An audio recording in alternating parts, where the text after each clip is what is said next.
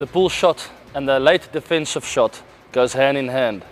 If you play both of them really well, the bowler's under big pressure, especially the pull shot. I use the pull shot to put pressure on the bowler.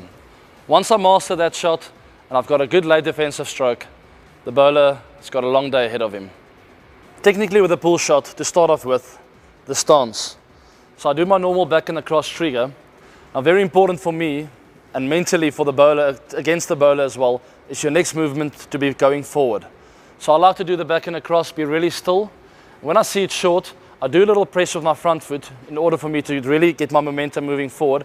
And from there on, I rock back with my back foot, going across a little bit, and to get into good position to play the pull shot. Notice how I use my back foot to really stabilize myself and to get into strong position.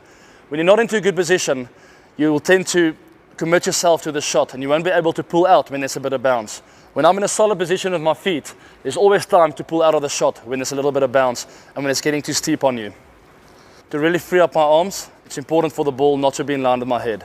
Just outside, so I can free up my arms on the offside, or just outside the leg side, so I can play a hook shot down to fine leg. But never in my throat, head area, because that'll cramp you and the ball will go straight up. Ideally, for the pull shot, the ball should be just outside your eye line. Never get a short ball to be coming straight at your head, because that'll mean you'll be taking your eyes off the ball. Really important with the pull shot, when you get into a good position, for the right arm to extend.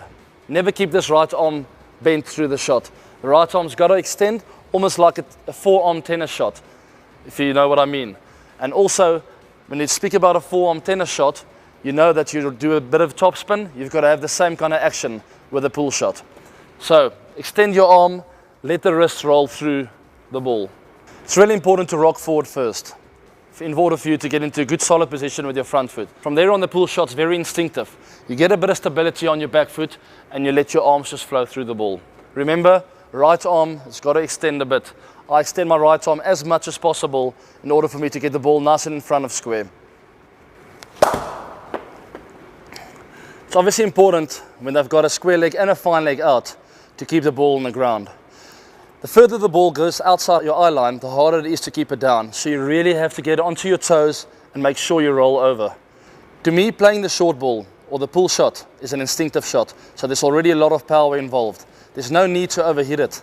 I always just try and time it and make sure I place it in good areas. And when the time is right and you're in a good position, you can always go for the big one.